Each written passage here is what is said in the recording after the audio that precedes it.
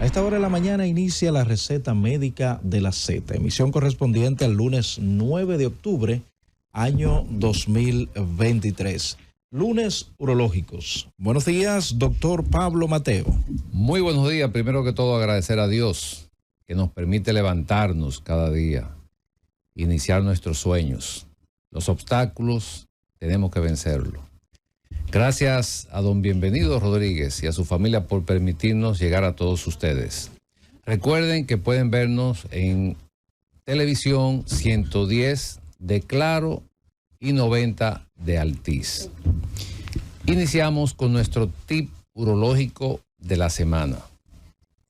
¿Cuál es el mejor tratamiento para la disfunción eréctil? El mejor tratamiento para la disfunción eréctil siempre va a depender de cuál sea la causa de la disfunción. Ahora, tenemos soluciones definitivas que tienen un porcentaje de satisfacción por encima de un 90 o 95%. Estos son los implantes o prótesis de pene. Ante la duda, visite a su urólogo. Quiero hacer un comentario de un estudio que salió del Instituto Nacional de Cardiología de los Estados Unidos la semana pasada, de pacientes a los cuales le ha dado COVID, donde dice que el virus, el SARS que produce el COVID, pues aumenta la inflamación en las placas de ateromas o de grasa que están dentro de las arterias, lo que aumenta el riesgo de infarto, de accidentes cerebrovasculares. Si a esto le sumamos la falta de ejercicio, el vapeo, la juca, el cigarrillo, pues ya ustedes se pueden imaginar hasta dónde llegan estos números, hasta dónde llega esta incidencia de accidentes cerebrovasculares en pacientes jóvenes y adultos viejos y los problemas cardíacos. O sea que esto está demostrado ya por el Instituto Nacional de Cardiología de los Estados Unidos. Entonces recomiendan moderar la alimentación, hacer ejercicio y hacerse su evaluación con su cardiólogo. Después de este comentario vamos a pasar con nuestra invitada especial, Roberto, en el día de hoy. Tú sabes que la semana pasada hicimos un comentario de un estudio que salió en una revista de renombre mundial. Me sentí muy bien, me sentí muy orgulloso cuando vi cuáles eran los autores de este estudio, prácticamente todos dominicanos. Entonces, en el día de hoy tenemos el privilegio de tener como invitada una de esas autoras de ese estudio. Y esto lo resalto y lo repito porque esto conlleva mucho sacrificio, no es tan fácil hacer publicaciones en revistas internacionales por lo que conlleva. Y pues nosotros como profesionales de la medicina que necesitamos el pluriempleo y trabajamos en diferentes lugares, pues el tiempo es un poquito apremiante en este sentido. Pero de todo modo, lo que tenemos que resaltar y valorar es este estudio con relación a lo que es el trasplante renal de donante fallecido. Es el tema que nos ocupa. En el día de hoy tenemos una experta, una maestra del trasplante renal en República Dominicana, y la doctora Carolina de la Cruz, quien es nefrólogo y especialista en trasplante renal. Muy buenos días, doctora. Gracias por aceptar la invitación. Los micrófonos son suyos. Oriéntenos un poco con relación a lo que es el trasplante renal de donante fallecido. Buenos días, muchísimas gracias de verdad por el espacio y por la invitación. Y realmente sí es un desafío, continúa siendo un desafío el trasplante en República Dominicana por el tema principal, lo que es la educación con relación a la donación. El 14 de octubre se celebra a nivel mundial el Día Internacional de la Donación de Órganos y Tejidos, y es como el recordatorio que la OMS desde el 2005 ha evidenciado de recordarle a la población mundial que se puede ser donante después de fallecer, que se puede salvar vidas después de fallecer. Eso es muy interesante porque Yo creo, y estoy casi seguro, que por encima del 90 o 95%, cuidado si 98% de la población no sabe realmente que una persona que fallece desde el punto de vista cerebral, que ya está en una unidad de muerte cerebral, exacto, o encefálica, que puede salvar 7 vidas, como hay una película que lleva ese título precisamente pues concentrada en esto. Entonces, según yo vi en el estudio, uno de los aspectos más importantes de más relevancia es la educación. Sí. O sea, y cuando hablamos de educación, en este aspecto, pues hablamos de información. Información.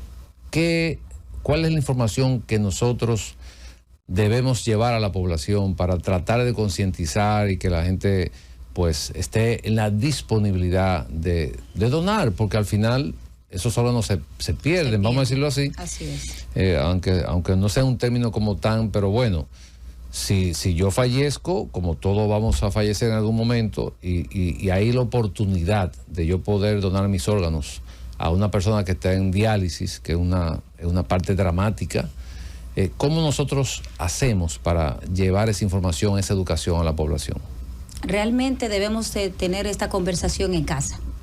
Empieza en casa. O sea, nuestras familias deben de saber que si fallezco, ¿qué podríamos hacer? ¿Podría donar? Sí, pues mira, yo estoy de acuerdo en la donación. O sea, es un tema que hay que hablarlo hasta con los niños, desde casa principalmente, luego los colegios, las escuelas, en las universidades. Si salimos a hacer una encuesta, muchas personas no saben lo que es esto de la donación. Entonces pienso que debe de empezar por el hogar, en la comunicación o la información. Cuando nos reunimos en familia, comentar. Si llegase a tener un accidente y pierdo la vida y estoy declarado con muerte encefálica, pues yo quisiera que se respetara mi deseo de donar a 2 personas que están en diálisis, por ejemplo, 2 riñones, un hígado para una persona que tiene falla hepática fulminante, que si no recibe un órgano muere, las córneas para alguien que tiene problemas serios de vista, ¿verdad? Pueda recibir 2 córneas, un páncreas para un diabético tipo 1 que pudiera dejar de ser diabético y no usar insulina, piel para pacientes quemados, hueso para pacientes con traumas directo, óseo, todo lo que se pueda donar. Pero es increíble, Roberto, la cantidad de órganos. Yo estoy escuchando a la doctora. Es un asunto entonces más de concienciación que de normativas. Así es. Aunque yo sé que existen ciertas normativas, ¿verdad?, para esto de la donación. Hay organizaciones que trabajan con esto de los donantes. Pero si una persona asume esto, doctora, ¿tiene que dejar algún documento firmado o no? No dejamos un documento firmado. La legislación que tenemos en nuestro país continúa de la siguiente manera. Lo más importante es que la familia, cuando se le solicita la donación, si tiene la información de que su familiar dijo en vida que quería ser donante, con eso es suficiente. O sea, la ley lo que tramita es que la familia esté decidida a ese sí y al respeto del sí de esta persona. Pero en la familia se dan casos y cosas. Sí. Quizás un grupo esté consciente y tenga la información, pero otro no. Entonces, por eso le preguntaba acerca de que si alguien dejaba o se podía dejar algún documento firmado, precisamente por esa disyuntiva que se puede presentar después del fallecimiento de esa persona. Por eso es muy importante conversar este tema, porque realmente, aunque yo tenga un carnet de donante, en el INCOR, por ejemplo, tienen las normativas para hacer esto de un carnet de donante. Si la familia, cuando se le solicita la donación, dice que no, a pesar de la donación se cae. Y tenemos tan alto aquí el porcentaje de negativa, que te lo voy a poner simple, de 10 familias que se va a solicitar el captador para la donación, 8 dicen que no de entrada. ¿Y qué usted cree que pasa, doctora, ahí? O sea, porque información y educación. 2 preguntas. Sí. ¿Qué usted cree que pasa? Y usted mencionó el INCOR. ¿Qué es el INCOR? El INCOR es el estamento estatal que regula la donación de órganos y tejidos en el país. es quien dirige que la donación sea de verdad efectiva, legal y que todos los trámites se hagan de manera correcta. Okay. Y es también el estamento que debe de hacer hincapié en lo que es la educación constante.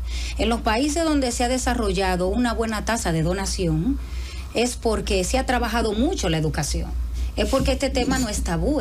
No es tabú, no, este tema se habla claro y la gente sabe y conoce bien lo que es el término de donación. Entonces, ¿por qué nuestro país, que tenemos el número 2 en muertes por accidente, una tasa de mortalidad súper alta, el número 2 en Latinoamérica, podemos decir que el año pasado, 2022, fallecieron 2.961 personas, casi 3.000 personas por muerte por tránsito, de causa de muerte por tránsito. Entonces, teniendo una tasa tan alta, ¿cómo no aprovechamos esta situación? No queremos que nadie fallezca, pero si alguien tiene un trauma cráneoencefálico severo y evoluciona a muerte encefálica, que cuando se solicita a los familiares el donar para salvar a 6 personas, a 4 personas, la familia diga que sí y no lo vea como un tema negativo, sino como algo normal, como podíamos mejorar hasta el dolor de la pérdida de un ser querido ayudando a otra persona, sabiendo que esa persona ayudó a varias personas. Voy a utilizar este término. ¿La parte de la religiosidad afecta también en esto de la donación? No, la religiosidad, diferentes religiones, todas apoyan la donación. Lo único, por ejemplo, los testigos de Jehová no están de acuerdo en las transfusiones, pero sí están de acuerdo en la donación. Entonces, las religiones como tal no son tabúes. El tabú está más que la gente tiene miedo y porque no conoce bien el concepto. Pero miedo a que, por ejemplo, si una persona tuvo un accidente, vamos a poner el escenario donde una persona tiene un accidente, está en cuidados intensivos, muerte cerebral. O sea, ya ese paciente falleció y declarado con una muerte cerebral. ¿Qué puede temer un familiar de esa persona que tuvo ese accidente, lamentablemente, a que done esos órganos? ¿Cuál sería el temor? Antes del 2021, octubre, al final del 2021, que aprobaron el cambio de ley de cobertura, había mucho miedo a decir que no, porque esos gastos los voy a tener que pagar yo. El familiar decía, no, eso me va a costar, y esperar aquí, y al final, o sea, el tema económico era una dificultad. Pero desde el 2022 en curso, la cobertura del donante, que es posible donante y que se declara como donante, cuando la familia dice sí, ya eso está cubierto por la aseguradora. O sea, entonces la gente no tiene que tener miedo. ¿A qué usted se refiere con eso, que está cubierto? ¿La extracción de los órganos? La extracción de los órganos, el proceso de que su familiar fallecido quede en condiciones óptimas. O sea, la gente tiene miedo me van a desfigurar mi familiar. No. Hay un proceso donde se entrega el cadáver completo. Físicamente se entrega viable en ese sentido. Y la gente tiene miedo en el sentido económico. Esto me va a costar. Pero ya no, ya la cobertura está. El seguro asume esta cobertura. Entonces, más que es un tema de comunicación y de información y de concientización. Y yo digo que tenemos que, ¿verdad?, un llamado a lo que son todos los medios de comunicación a hablar de este tema. Pero yo pienso, doctora, bueno, eso que usted dice es bueno, es positivo, pero hablar de este tema tendría que ser, pues, dirigido por profesionales del área. Claro que sí. Y usted acabó de mencionar una institución que, según lo que veo, es la que debe estar encargada de trabajar con la educación, la difusión, la concientización. Así es. Y una de las prioridades del Estado, pues, es la educación. Sí. Y yo creo que aquí estamos trabajando con vidas humanas. Cuando una persona, y los que me están escuchando, que están en diálisis o que tienen un familiar en diálisis, saben, y usted, doctora, sabe lo dramático que es esto, que el pues cambio de vida. Esto es algo dramático no solamente para el paciente, sino también para los familiares. Entonces, cuando usted puede lograr sacar a un paciente que esté en diálisis, eso le cambia la vida, no solamente al paciente, sino también a los familiares. O sea, nosotros entendemos, porque yo como médico, como profesional, realmente, y aparte de que trabajé 15 años en trasplante, no veo esa esa información en ningún medio ni de comunicación, ni de televisión, ni escrito, para concientizar a la ciudadanía. Entonces yo pienso que ahí, pero ¿usted está segura que eso está funcionando? O sea, está, porque me refiero en el sentido de que... Una que otra campaña, pero solamente eventual una. Esto tiene que ser constante. No, constante, claro. Constante para tener un impacto sobre las generaciones más jóvenes. Los niños, adolescentes, adultos jóvenes. Porque es así, para tú poder cambiar una mentalidad, tú tienes que insistir por mucho tiempo, constantemente, en la educación y la información. Yo le pregunto, porque donde yo me formé en trasplante, que fue donde usted mismo, o sea, donde usted también se formó, que fue el hospital, creo que número 1 en el mundo, en trasplante de renal. Y yo me recuerdo que las reuniones que se hacían del departamento de trasplante, siempre había un departamento de periodistas, de comunicadores, porque sin eso no funciona el programa.